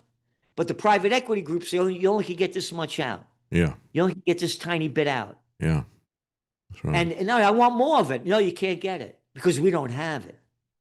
Mm-hmm. Mm-hmm. I'm telling you, this is going to be worse than the Great Depression. Yeah, I think so. Yeah, it's going to be worse than what we saw with the stagflation of the 1970s, because when you look at that, I said this very early on. I said, it's the OPEC oil embargo was only directed at the United States. And at that point in time, we only had 19% of all of our oil was from foreign sources, and not all of that was coming from the Gulf states. And then look at the chaos that happened here in the United States and around the world because of that. Now we're talking about with the Strait of Hormuz, we're talking about 20%. And if the Iranians really want to go for the long war and inflict a lot of pain, they can start. They don't have to just block the Strait of Hormuz. They can start taking down oil infrastructure and liquid natural gas infrastructure all over the place. They can take out ports and have the same effect. So I think this is going to be a very long-term thing. What has happened already is going to take a while to unwind, and the longer this goes and the more knock-on effects, the more this is going to have a very long-term effect. As a matter of fact, Jeffrey Tucker of Brownstone put out an article that I covered this week talking about the fact that 6 years on, we're still feeling the effects of Trump's lockdown in 2020. And absolutely true, because that's what you talk about all the time. Commercial real estate is one aspect of it, but it is permeated in so many different ways that it's changed our society structurally. And this is going to do the same thing. Even if they were to pull it off right now and stop, it would still have a long knock-on effect. And one of those effects is going to be inflation. And so when we look at the price of gold and silver, I think this is basically a buying opportunity, the same way that when Trump was elected, because of all of his promises to the crypto community, crypto automatically went up and gold and silver went down. And I said at that point in time, I said, it's on sale. It's as good as it's going to get. I think that's the situation right now. They're manipulating this to go down because they don't want to damage the dollar. But I think in the long term, that's what happens. The dollar gets damaged because they're just going to keep pouring money into this black hole of war with more weapons and, more treasure into that. And so just from a financial standpoint, it's going to be devastating to the debt. Again, you're seeing the dollar go up. Mm-hmm. Mm-hmm. And the reason the dollar's going up is because Europe is really getting hit hard. Yeah. These energy prices in Europe are going to, they're way, way up. Mm-hmm. America has, we're the biggest supplier, a creator of oil in the world. We're producing more than anybody else. They got to import it. Yeah. So that's why you're seeing the euro going down and the dollar going up. But it's even affecting. It's even when you look at liquid natural gas. Yeah, when you look at liquid natural gas, it's going to affect us, even though we are the major provider of it. Just had one of the viewers here saying he got notification that their gas bill is going way up in April because even though we're producing it, you got this international competition for this scarce resource. So the price is going to go up domestically, even though we're the major producer of it. Yep. Yeah. No, it's again, they're all saying stagflation. It's not going to be stagflation. Stagflation means the economy's stagnant. Mm-hmm, mm-hmm. It's going to be dragflation. Yes. The economy is going to go down and inflation's going up. Mm-hmm. And you've been saying that for a long time. Yeah. You've been saying this is where it's going. And this has been basically a slow boat to China. Right in front of everybody's eyes. Yeah. Yeah. And you're talking before about COVID, what Trump did. Yeah. The guy that sold the Operation Warp Speed jab, that guy. The guy that locked down, you and I talked about it when it happened. He closed down called the state of emergency on what? March 13th, Black Friday, 2020. Mm-hmm. And then what happened? All over the world, Italy was the first one to lock down. Average age of the people dying, by the way, back then was 81 years old. Mm-hmm. And when it hit America, it hit Kirkland, Washington, a old age home up in, nobody ever heard of the place. But anyway, the whole world has gone down. Yeah. The whole world has changed since COVID. It's a whole different world. That's right. I have people from Turkey, from Portugal, from Italy. Everyone tells me how it all changed. Yeah. It's a whole different world. Yeah, we'll start talking the about damage it's done is incalculable. We'll start talking about BC, right? Before COVID. Yeah, there you go. Change the world. Perfectly. Yeah, I remember when we actually had a real world here, and now we've virtualized everything. And you bust stuff like this. This is broken window fallacy. They're not helping anybody. I mean, Lindsey Graham is going nuts and saying, we're going to get rich with all this stuff. We're going to control most of the world's oil resources. We're going to have a third of the world's oil resources between Venezuela and Iran. It's like, you're not going to have that. You're blowing up those oil fields right now. You know what the amazing thing is? Why the hell does anybody quote Lindsey Graham? 'Cause he's so hearing unhinged. the crap spewing out of this little nobody's mouth from South Carolina for decades. Yeah, yeah. A little piece of garbage scum crap.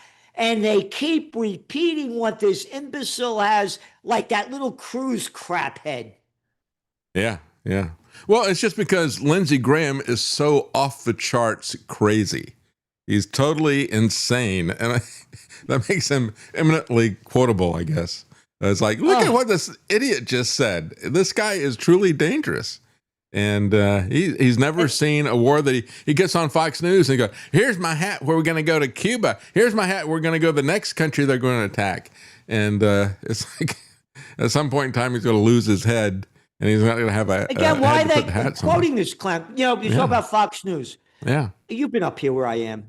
Back in the day, they had the satellites. Fox News is doing an interview with me live with former CIA director, who I'm going after, as Obama is bombing Libya. Mm-hmm. Right? Yeah. Oh, we have to, I'm sorry, we have to take a break. Remember, they have the satellite truck up here. Senator Lindsey Graham is coming on. They replaced you with Lindsey Graham? Yeah.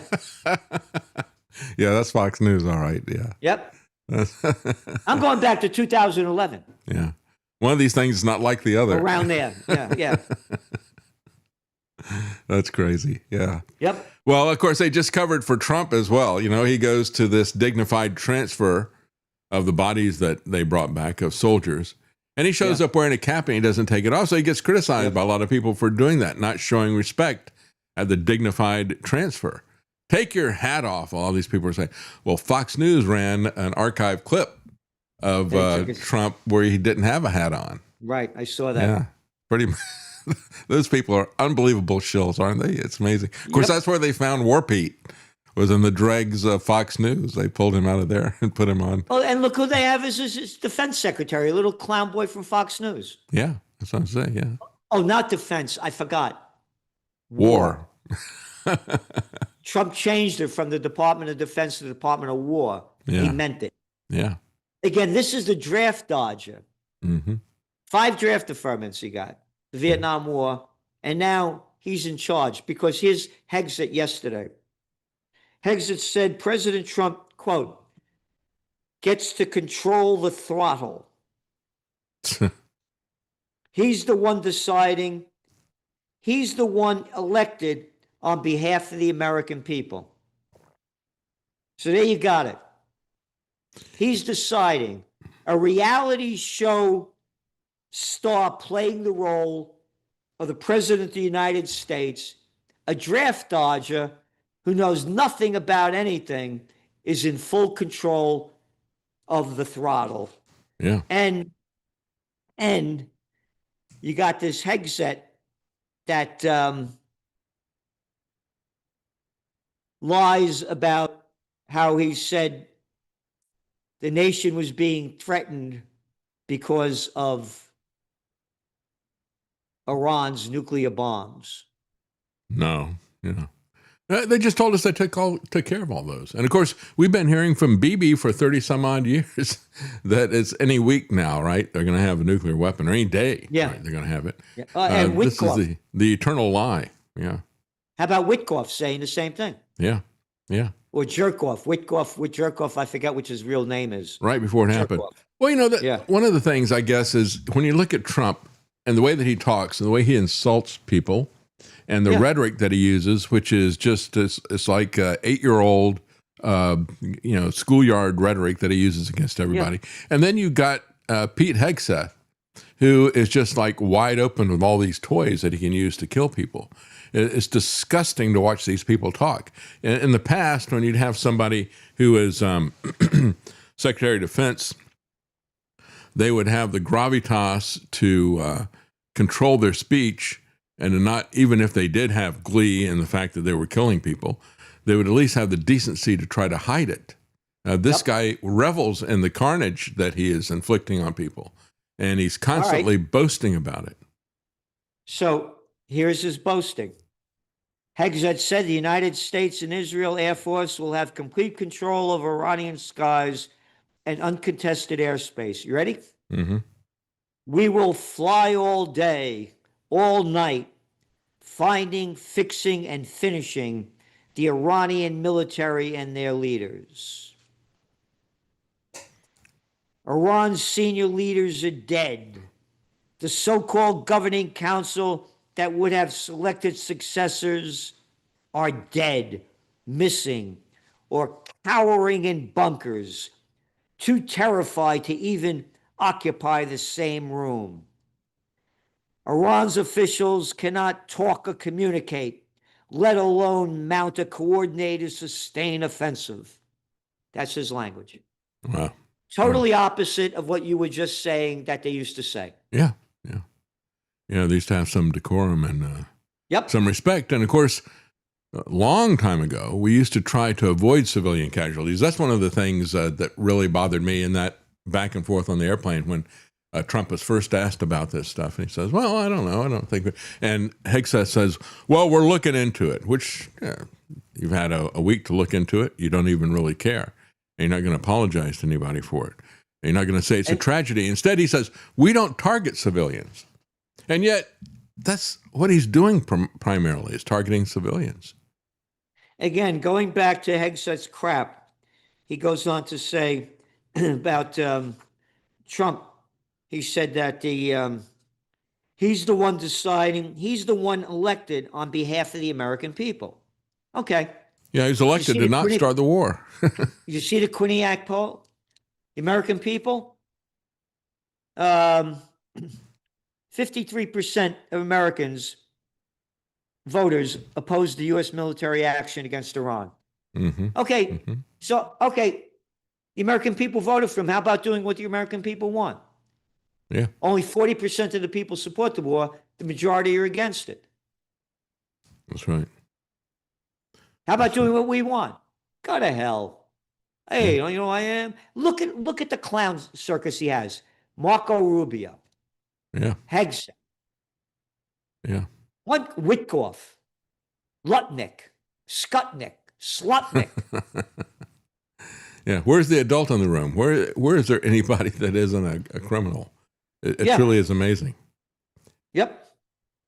No, this is serious. This is the most serious time of my lifetime.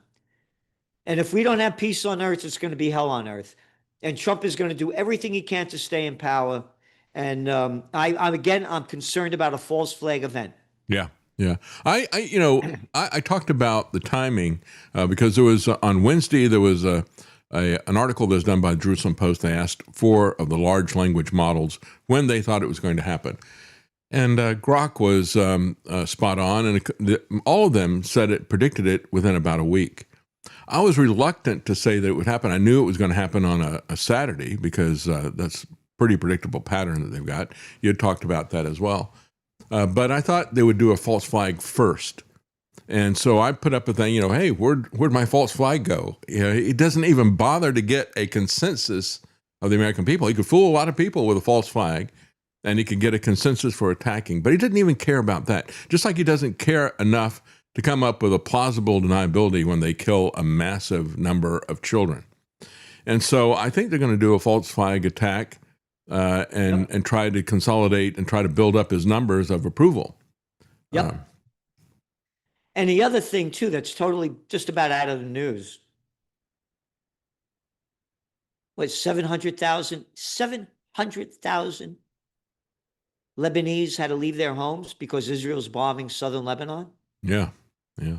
700. So everybody listening, get out of your house. Imagine being forced out of your house as being bombed. Yeah. Imagine. That's right. Oh, and they're blaming Hezbollah for doing this because Hezbollah struck. Okay. How many times has Israel violated the ceasefire agreement that they signed with Lebanon in 2024, in November? Yeah. The numbers, about 10,000. Hmm.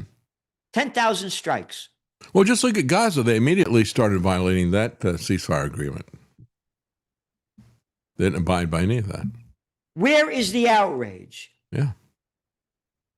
Where is the, and as I say, where are all these religions?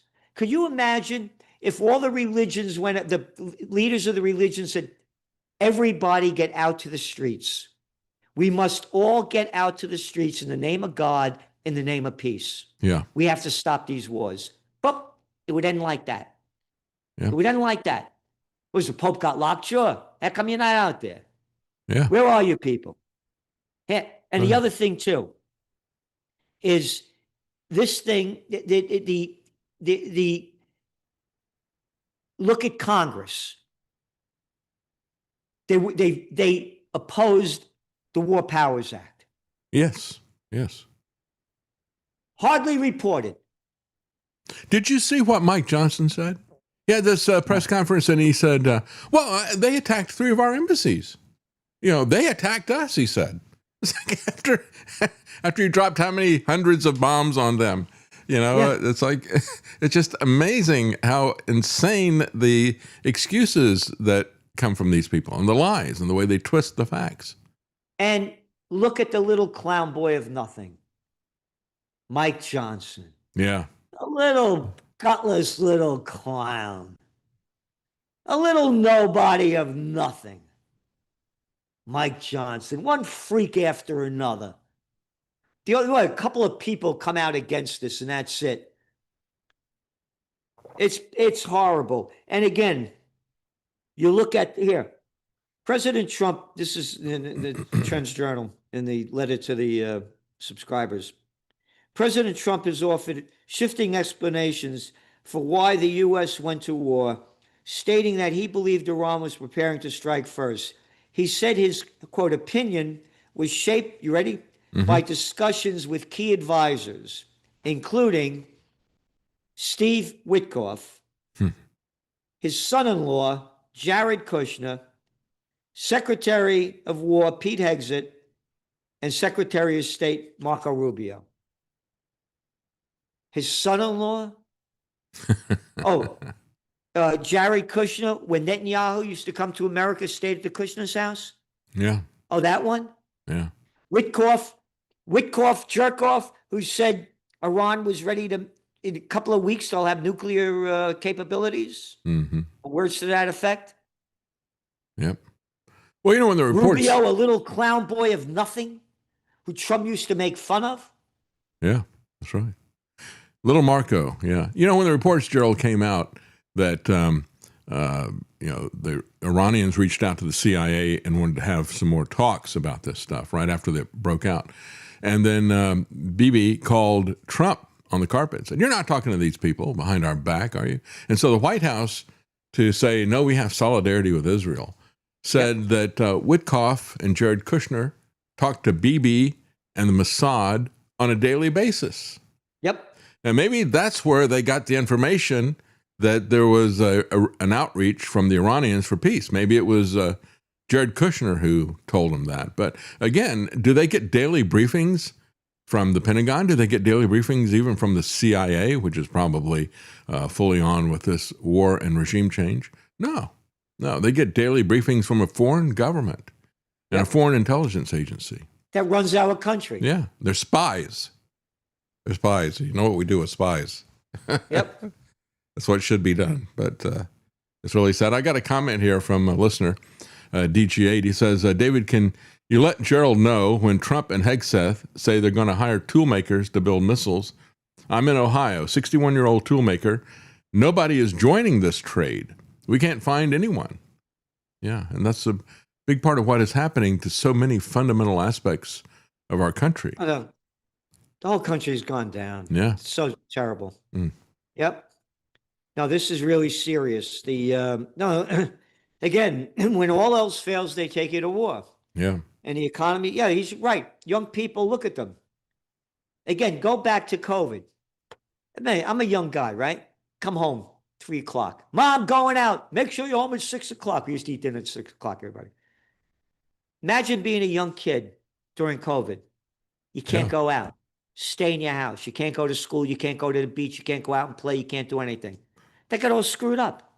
Well, we already had a lot of that. I mean, I cover story after story of the fact that nosy neighbors call Child Protective Services if they see some kids that are out playing. Karen and I were Yeah. driving around and we saw some kids playing in the yard. And I said, you know, I don't ever see that. And it struck me as odd. And then I thought about it and I thought, why is that odd? That's the way we used to live. But you just don't see that anymore. You see everybody locked in their houses. So when he's talking about they can't find people, there were young people who are all screwed up. Yeah. They got, again, and that's the other thing. They're totally addicted. They're on their phones constantly. Mhm. Constantly. They're totally wiped out. As I said, you've heard me say it. They got it wrong in the King James Bible when they said the meek shall inherit the earth. They misspelt it. The geeks have inherited the earth. Mm-hmm. These kids are all screwed up. Well, even talk about it as doom scrolling. You know, you just sit there scrolling. And Yeah. that's really where this is all leading to. Doom. It really is. Doom for individuals and doom for society collectively. That's where all this stuff is headed. Well, you know, when you look at Trump, he is a one-man fourth turning, I've said.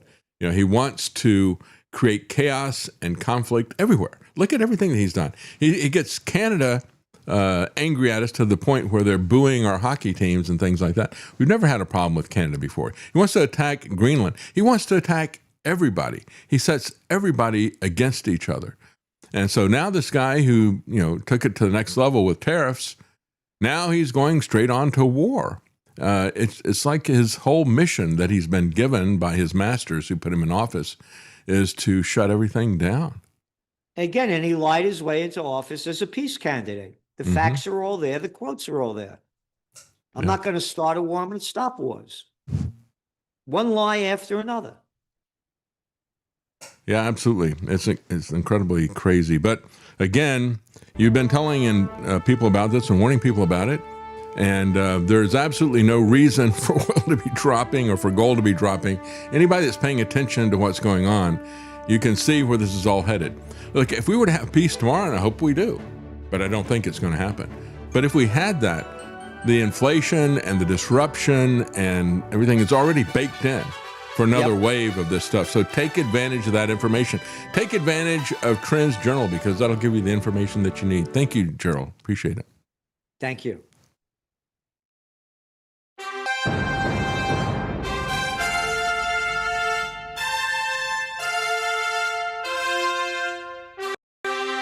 The Common Man.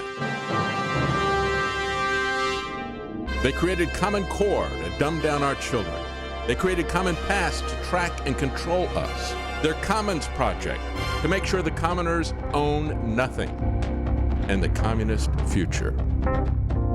They see the common man as simple, unsophisticated, ordinary. But each of us has worth and dignity created in the image of God. That is what we have in common. That is what they want to take away. Their most powerful weapons are isolation, deception, intimidation. They desire to know everything about us while they hide everything from us. It's time to turn that around and expose what they want to hide. Please share the information and links you'll find at thedavidknightshow.com. Thank you for listening. Thank you for sharing.